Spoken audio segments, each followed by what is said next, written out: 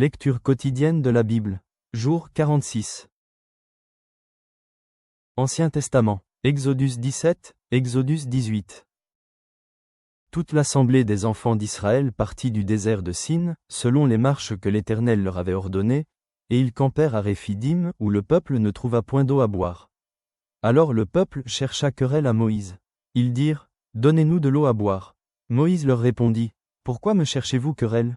Pourquoi tentez-vous l'Éternel ?» Le peuple était là, pressé par la soif, et murmurait contre Moïse. Il disait, « Pourquoi nous as-tu fait monter hors d'Égypte, pour me faire mourir de soif avec mes enfants et mes troupeaux ?» Moïse cria à l'Éternel, en disant, « Que ferai-je à ce peuple ? Encore un peu, et ils me lapideront. » L'Éternel dit à Moïse, « Passe devant le peuple, et prends avec toi des anciens d'Israël. Prends aussi dans ta main ta verge avec laquelle tu as frappé le fleuve, et marche. Voici, je me tiendrai devant toi sur le rocher d'Horeb. Tu frapperas le rocher, et il en sortira de l'eau, et le peuple boira. » Et Moïse fit ainsi, aux yeux des anciens d'Israël. Il donna à ce lieu le nom de Massa et Mériba, parce que les enfants d'Israël avaient contesté, et parce qu'ils avaient tenté l'Éternel, en disant, « L'Éternel est-il au milieu de nous, ou n'y est-il pas ?» Amalek vint combattre Israël à Réphidim. Alors Moïse dit à Josué, « Choisis-nous des hommes, sors, et combat Amalek. Demain je me tiendrai sur le sommet de la colline, la verge de Dieu dans ma main. » Josué fit ce que lui avait dit Moïse, pour combattre Amalek. Et Moïse, Aaron et Hur montèrent au sommet de la colline. Lorsque Moïse élevait sa main, Israël était le plus fort, et lorsqu'il baissait sa main, Amalek était le plus fort. Les mains de Moïse étant fatiguées, ils prirent une pierre qu'ils placèrent sous lui, et il s'assit dessus. Aaron et Hur soutenaient ses mains, l'un d'un côté, l'autre de l'autre, et ses mains restèrent fermes jusqu'au coucher du soleil. Et Josué vainquit Amalek et son peuple, au tranchant de l'épée. L'Éternel dit à Moïse, « Écris cela dans le livre, pour que le souvenir s'en conserve, et déclare à Josué que j'effacerai la mémoire d'Amalek de dessous les cieux. » Moïse bâtit un autel, et lui donna pour nom, « L'Éternel ma bannière. » Il dit, « Parce que la main a été levée sur le trône de l'Éternel, il y aura guerre de l'Éternel contre Amalek, de génération en génération. »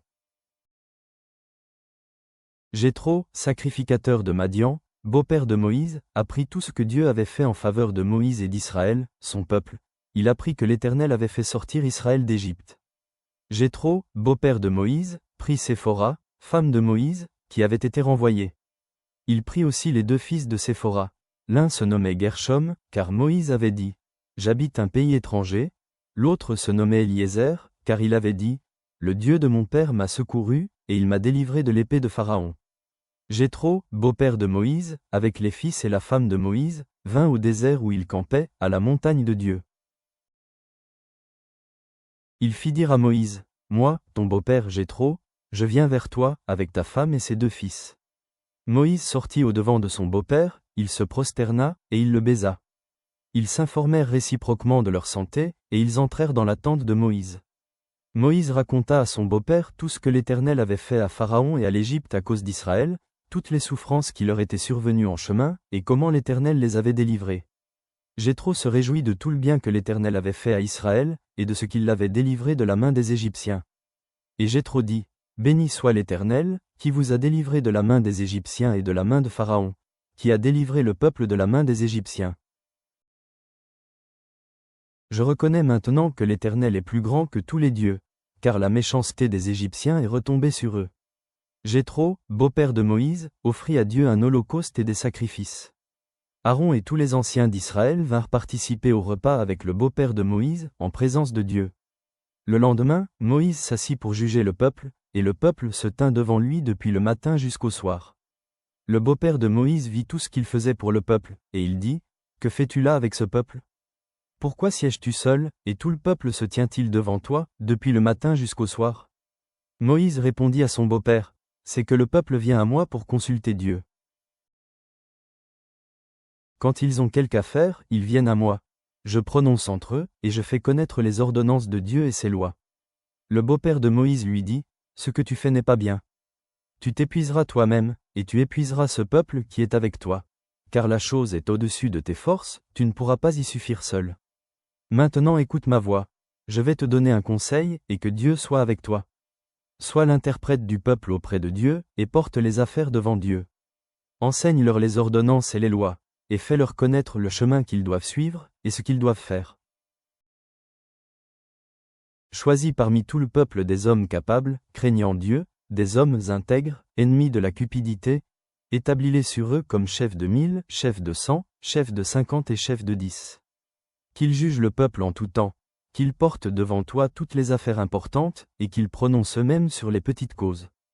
Allège ta charge, et qu'ils la portent avec toi. Si tu fais cela, et que Dieu te donne des ordres, tu pourras y suffire, et tout ce peuple parviendra heureusement à sa destination. Moïse écouta la voix de son beau-père, et fit tout ce qu'il avait dit. Moïse choisit des hommes capables parmi tout Israël, et il les établit chefs du peuple, chefs de 1000, chefs de 100, chefs de 50 et chefs de 10. Ils jugeaient le peuple en tout temps, ils portaient devant Moïse les affaires difficiles, et ils prononçaient eux-mêmes sur toutes les petites causes. Moïse laissa partir son beau-père, et Jéthro s'en alla dans son pays. Nouveau Testament, Marc 1:1-28. Commencement de l'évangile de Jésus-Christ, Fils de Dieu. Selon ce qui est écrit dans Ésaïe, le prophète, « Voici, j'envoie devant toi mon messager, qui préparera ton chemin. C'est la voix de celui qui crie dans le désert, préparez le chemin du Seigneur, aplanissez ses sentiers. » Jean parut, baptisant dans le désert, et prêchant le baptême de repentance, pour la rémission des péchés. Tout le pays de Judée et tous les habitants de Jérusalem se rendaient auprès de lui, et, confessant leurs péchés, ils se faisaient baptiser par lui dans le fleuve du Jourdain. Jean avait un vêtement de poil de chameau, et une ceinture de cuir autour des reins. Il se nourrissait de sauterelles et de miel sauvage. Il prêchait, disant, « Il vient après moi celui qui est plus puissant que moi, et je ne suis pas digne de délier, en me baissant, la courroie de ses souliers. Moi, je vous ai baptisé d'eau. Lui, il vous baptisera du Saint-Esprit. » En ce temps-là, Jésus vint de Nazareth en Galilée, et il fut baptisé par Jean dans le Jourdain. Au moment où il sortait de l'eau, il vit les cieux s'ouvrir, et l'Esprit descendre sur lui comme une colombe. Et une voix fit entendre des cieux ces paroles, « Tu es mon Fils bien-aimé, en toi j'ai mis toute mon affection. » Aussitôt, l'Esprit poussa Jésus dans le désert, où il passa 40 jours, tenté par Satan. Il était avec les bêtes sauvages, et les anges le servaient. Après que Jean eut été livré, Jésus alla dans la Galilée, prêchant l'évangile de Dieu. Il disait, « Le temps est accompli, et le royaume de Dieu est proche. Repentez-vous, et croyez à la bonne nouvelle. » Comme il passait le long de la mer de Galilée, il vit Simon et André, frères de Simon, qui jetaient un filet dans la mer, car ils étaient pêcheurs. Jésus leur dit, « Suivez-moi, et je vous ferai pêcheurs d'hommes. » Aussitôt, ils laissèrent leur filet, et le suivirent. Étant allé un peu plus loin, il vit Jacques, fils de Zébédée, et Jean, son frère, qui, eux aussi, étaient dans une barque et réparaient les filets. Aussitôt, il les appela, et, laissant leur père Zébédée dans la barque avec les ouvriers, ils le suivirent. Ils se rendirent à Capernaum. Et, le jour du sabbat, Jésus entra d'abord dans la synagogue, et il enseigna. Ils étaient frappés de sa doctrine, car il enseignait comme ayant autorité, et non pas comme les scribes. Il se trouva dans leur synagogue un homme qui avait un esprit impur, et qui s'écria, « Qu'y a-t-il entre nous et toi, Jésus de Nazareth? Tu es venu pour nous perdre. Je sais qui tu es, le Saint de Dieu. » Jésus le menaça, disant, « Tais-toi, et sors de cet homme. » Et l'esprit impur sortit de cet homme, en l'agitant avec violence, et en poussant un grand cri. Tous furent saisis de stupéfaction, de sorte qu'ils se demandaient les uns aux autres, « Qu'est-ce que ceci? Une nouvelle doctrine. Il commande avec autorité même aux esprits impurs, et ils lui obéissent. » Et sa renommée se répandit aussitôt dans tous les lieux environnants de la Galilée. Et l'esprit impur sortit de cet homme, en l'agitant avec violence, et en poussant un grand cri. Tous furent saisis de stupéfaction, de sorte qu'ils se demandaient les uns aux autres, « Qu'est-ce que ceci? Une nouvelle doctrine. Il commande avec autorité même aux esprits impurs, et ils lui obéissent. » Et sa renommée se répandit aussitôt dans tous les lieux environnants de la Galilée. Psaume 22 sur 1-11. Au chef des chantres, sur Biche de l'aurore.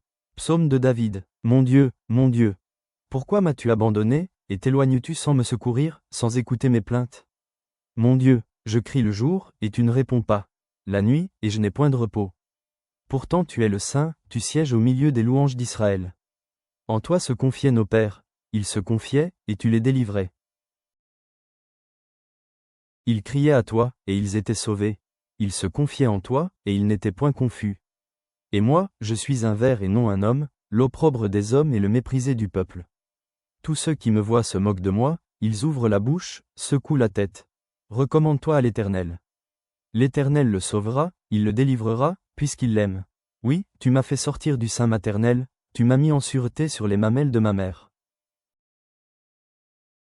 Dès le sein maternel j'ai été sous ta garde, dès le ventre de ma mère tu as été mon Dieu. Dieu de grâce, nous sommes émerveillés devant la transfiguration et la révélation de la gloire divine de Jésus. En entendant la voix du Père déclarer son amour pour le Fils, aide-nous à écouter Jésus par-dessus toutes les autres voix. Augmente notre foi pour chasser les démons et déplacer les montagnes, sachant que rien n'est impossible avec toi. Que nous nous humilions comme de petits enfants, cherchant la grandeur dans ton royaume par le service et le sacrifice. Que la grâce de notre Seigneur Jésus-Christ soit toujours avec nous. Amen.